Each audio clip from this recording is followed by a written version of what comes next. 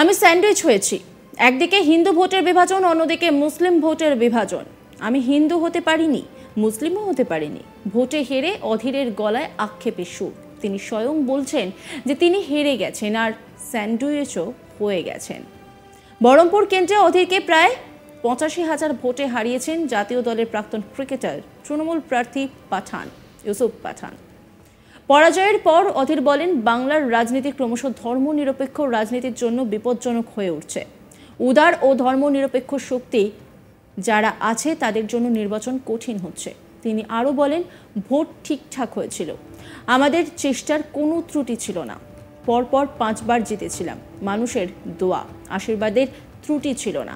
মানুষ মনে করছিল জেতানো দরকার, জিতিয়েছিল। এখন মনে করছে যে কোনো দরকার নেই, তাই জেতাইনি। কিন্তু নির্বাচন তো নির্বাচন। হেরেছি মানে হেরেছি। আমি ইউসুফ পাঠানের কাছে পরাজিত হয়েছি। ইউসুফকে জয়ের শুভেচ্ছা জানাচ্ছি। আমি স্যান্ডউইচ হয়েছি। একদিকে হিন্দু ভোটের বিভাজন, অন্যদিকে মুসলিম ভোটের বিভাজন। আমি হিন্দু হতে পারিনি, মুসলিমও হতে পারিনি। কি বলছেন অধীর রঞ্জন চৌধুরী, শোনাব আপনাদের। ভোট ঠিকঠাক হয়েছিল এবং আমাদের চেষ্টা কোনো ত্রুটি ছিল না। এখন নির্বাচন মানুষের মতামতের উপর নির্ভর করে। 5 বার পরপর জিতেছিলাম, মানুষের দয়া দুয়া আশীর্বাদ সহযোগিতা ছিল। তাই এবার মানুষ মনে করেছে যে হারানো দরকার, তাই মানুষ হারিয়েছে। কোনো অভিযোগ নেই আমার। আমি তৃণমূল প্রার্থী ইউসুফ পাঠানের কাছে পরাজিত হয়েছি এবং আগামী দিনে ইউসুফ পাঠান, যিনি এই মুহূর্তে বহরমপুরের এমপি, তার চলার পথ সুগম হোক, তার জন্য আমার শুভকামনা থাকল। আমি হেরেছি মানে হেরেছি। আমি কোনো অজুহাত, কোনো বাহানা দিতে চাই না। তবে একটা ঘটনার কথা নিশ্চয়ই বলবো, যদি রাজনৈতিক বিশ্লেষণ করা হয় তাহলে দেখবেন যে পশ্চিমবঙ্গের নির্বাচন ক্রমশ একটা সাম্প্রদায়িক বিভাজনের পথে এগিয়ে চলেছে এবং উদার ধর্মনিরপেক্ষ শক্তির জন্য পশ্চিমবঙ্গ ক্রমশ বিপজ্জনক হয়ে উঠছে। এটুকু নিশ্চয়ই আমি আমার যা পর্যবেক্ষণ, সেই পর্যবেক্ষণ থেকে বলতে পারি। আবার বলছি, আমার পরাজয়ের জন্য কিন্তু আমি কোনো অজুহাত খাড়া করতে চাই না। হেরেছি মানে হেরেছি বলতেই পারেন আপনারা। দেখুন, আমরা রাজনীতি করি, মানুষের ইচ্ছা অনিচ্ছা দ্বারা প্রভাবিত হই। গত বিধানসভা নির্বাচনে বহরমপুরে আমাদের প্রার্থী মনোজ চক্রবর্তী হেরেছিল। আমরা এই সময় ভেবেছিলাম হয়তো অনেকটা পুনরুদ্ধার করতে পেরেছি আমরা, কিন্তু দেখলাম না, বহরমপুরে আমরা মানুষের কাছে সেই সমর্থনটা পেলাম না তো হেরেছি। তার জন্য আমার কোনো অভিযোগ নেই কারোর বিরুদ্ধে। আমাকে যে ভোট দিয়েছে তারা তাদের স্বাধীনভাবে মতামত প্রকাশ করেছে, আমাকে যে ভোট দেয়নি তারাও স্বাধীনভাবে মতামত প্রকাশ করেছে। অতএব মানুষের যে অধিকার, সে অধিকার মানুষ প্রয়োগ করতে পেরেছে, এটা আমাদের কাছে অনেক বড় পাওনা বলে মনে করি। নির্বাচনে কেউ হারে কেউ জেতে, আমি হেরেছি, কিন্তু ভারতবর্ষ জুড়ে কংগ্রেস এবং ইন্ডিয়া জোটের বাকি দল তারা জিতছে। এটা একটা সুখবর, অন্তত সারা ভারতবর্ষের জন্য এটা একটা ভালো খবর বলে আমি মনে করি। ব্যাপার হচ্ছে, আমি একটু আগে বললাম যে বাংলায় রাজনীতিটা ক্রমশ উদার এবং ধর্মনিরপেক্ষ মানুষের জন্য বিপজ্জনক ভূমি হয়ে উঠছে। এখানে একদিকে সাম্প্রদায়িক বিভাজন হয়, আরেকদিকে প্রলোভন, অর্থাৎ টাকা পয়সা, লক্ষ্মীর ভাণ্ডার, এই একটা করা হয়। আবার উল্টো দিকে আপনি যাবেন, সেখানটা আবার হিন্দু বিভাজনের রাজনীতি করা হয়। ফলে আমরা পড়ে গেছি মাঝখানে। এই মাঝখানে পড়ে আমরা উদার এবং ধর্মনিরপেক্ষ শক্তি যা আছে এখনও বাংলায়, তাদের জন্য বাংলা ক্রমশ বিপজ্জনক হয়ে উঠছে বলে আমি মনে করি। সে বলতে পারে স্যান্ডউইচ হয়েছি, কারণ একদিকে মুসলিম ভোটের বিভাজন, আরেকদিকে হিন্দু ভোটের বিভাজন। উভয়ের মাঝখানে পড়ে না আমি হিন্দুর না আমি মুসলমান, কাউরি কাছেই আধিপত্য বিস্তার করতে পারিনি। নিশ্চয়ই এটা বলা যেতে পারে স্যান্ডউইচ হয়েছে, কিন্তু তবুও নির্বাচন তো নির্বাচন। যাই হোক, নির্বাচন হেরেছি মানে হেরেছি। এই নিয়ে একটি রিপোর্ট তুলে ধরেছেন আমার কলিগ গোপাল ঠাকুর, দেখাবো আপনাদের।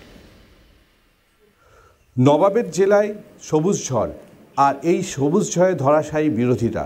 মুর্শিদাবাদ জেলার 3টি আসনেই জয়লাভ করে তৃণমূল কংগ্রেস। আর এই 3টি আসনের মধ্যে গুরুত্বপূর্ণ আলোচ্য বিষয় ছিল বহরমপুর লোকসভা কেন্দ্রটি, কারণ এই লোকসভা কেন্দ্র থেকে টানা 5 বারের জয়ী সাংসদ অধীর রঞ্জন চৌধুরী এখানকার জাতীয় কংগ্রেসের তিনি প্রার্থী হয়েছিলেন এবং এই অধীর মিত মুর্শিদাবাদ থেকে সরিয়ে দেওয়ার জন্য Trinamool supremo Mamata Bandyopadhyay master stroke দেন প্রাক্তন ক্রিকেটার ভারতীয় দলের ইউসুফ পাঠানকে, যা সুদূর গুজরাট থেকে বহরমপুরের প্রার্থী করে নিয়ে আসেন তৃণমূল সুপ্রিমো মমতা বন্দ্যোপাধ্যায়।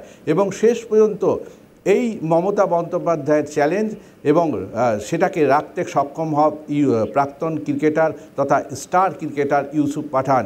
এবং বহরমপুর লোকসভা কেন্দ্রের গতকালই নির্বাচনের ফলাফল বেরোয় এবং প্রায় 85,000 ভোটে তার নিকটতম প্রতিদ্বন্দ্বী প্রদেশ কংগ্রেস সভাপতি তথা বহরমপুর লোকসভা কেন্দ্রের 5 বারের সাংসদ অধীর রঞ্জন চৌধুরীকে পরাজিত করেন। আর এই অধীর রঞ্জন চৌধুরীকে পরাজিত করার পরেই রীতিমতো রাজ্য রাজনীতিতে একটি ইন্দ্রপতন ঘটে এবং বাংলার রাজনীতিতে বিরোধী রাজনীতির সমাপ্ত ঘটে বলে মনে করছেন রাজনৈতিক মহল। অন্যদিকে অধীর চৌধুরীকে জিজ্ঞাসা করা হয় এই যে ফলাফল এসছে 2024 লোকসভা নির্বাচনে এবং তার পরাজয় প্রসঙ্গে, এবং তিনি তার পরাজয় প্রসঙ্গে বলেন যে আমি যে টানা 5 বার সাংসদ রয়েছি তা মানুষ তার আশীর্বাদ দোয়া করেছেন এই লোকসভা কেন্দ্রের, তাই তারা আমাকে জিতিয়েছেন, তাই আমি 5 বারের সাংসদ হয়েছি। তারা চাননি, তাই হয়নি। তিনি কোনো অজুহাত দেননি তার পরাজিত হওয়ার কারণ দেখিয়ে। তিনি সরাসরি বলেন যে বাংলায় রাজনীতিতে ধর্ম নিরপেক্ষতা হারিয়ে যাচ্ছে, কোথাও ধর্মীয় মেরুকরণের রাজনীতি হচ্ছে, কোথাও কেউ হিন্দু হয়েছে, কোথাও মুসলিম হয়েছে। এবং তিনি আক্ষেপ করেন, পাশাপাশি তিনি বলেন যে অনেকটা স্যান্ডউইচের মতো আমার অবস্থা হয়েছে, কারণ আমি হিন্দু হয়ে উঠতে পারিনি, কারণ আমি মুসলিম হয়ে উঠতে পারিনি, তাই ধর্মীয় মেরুকরণের রাজনীতিতে কোথায় আমাকে পরাজিত হতে হয়েছে। এইভাবে তিনি আক্ষেপ করে সংবাদ মাধ্যমের সম্মুখীন হয়ে তিনি তার হারের পরেই তিনি বলেছেন। অন্যদিকে বাংলার রাজনীতিতে মেরুকরণের যে রাজনীতি বা বিভাজনের রাজনীতি তৈরি হয়েছে তা নিয়ে রীতিমতো শোরগোল পড়েছে রাজনৈতিক মহলে এবং চর্চার বিষয় ছিল এই বহরমপুর লোকসভা কেন্দ্র। গত নির্বাচনে দেখা গেছে যে বিজেপির প্রার্থী কৃষ্ণ জোয়ারদার একটি বহিরাগত প্রার্থী ছিলেন, সেইখানে দাঁড়িয়ে বিজেপির অত স্ট্রং ছিল না এবং সেই জায়গায় দাঁড়িয়ে কাঁধি এবং রেজিনগর এবং বহরমপুর থেকে বিশেষ লিড পেয়েছিল অধীর রঞ্জন চৌধুরী, পেয়েছিলেন সেই সময়। কিন্তু এবারের রেজিনগরে প্রায় 50,000-এর বেশি ভোটে লিড দিয়েছে বলে দাবি করেছেন বিধায়ক হুমায়ুন কবির। অন্যদিকে কাঁদিতেও যে অনুসারে লিড পাওয়ার কথা ছিল সেই লিড কিন্তু তিনি পাননি।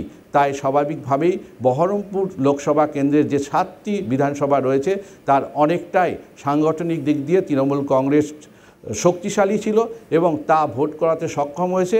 এবং তৃণমূল কংগ্রেসের সুপ্রিমো মমতা বন্দ্যোপাধ্যায় এই লোকসভা কেন্দ্রকে যে অধীর মিথ নস্যাৎ করে দিয়েছেন এই ভোটের মাধ্যমে। নজর রাখুন আজ তাক বাংলার ইউটিউব স্ট্রিমিংয়ে।